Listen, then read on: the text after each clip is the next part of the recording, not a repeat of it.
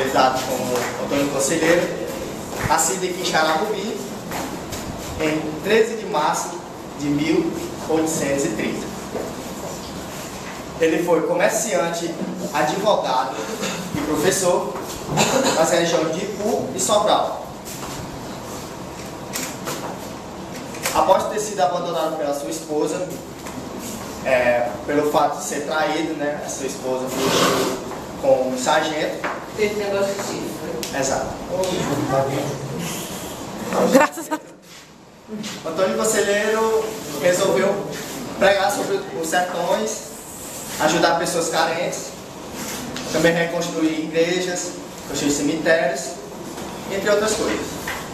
Passou pelo Pernambuco, o próprio Ceará, passou também por Paraíba, até chegar no interior da Bahia, na localidade de Canudos.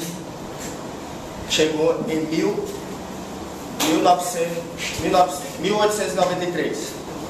Exatamente essa. Após chegar lá, rebatizou o nome, tirou de Canudos para Belo Monte, onde concentrou várias pessoas, cerca de 25 mil a 30 mil pessoas. Aí todos se perguntam, como se concentrou todas essas pessoas nesse local, né? Tinha dois motivos. Primeiro motivo, a República, recém-implantada, os sertanejos não tinham oportunidade, tinham os impostos altíssimos dados pela República.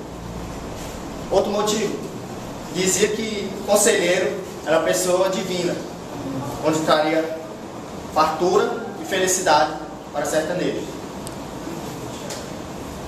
Tudo isso se tornou realidade para o povo sertanejo. Até que temos um ponto de vista dentro de Canudos, com a recém-implantada a República. Diziam-se ele que a República era anticristo. Anticristo.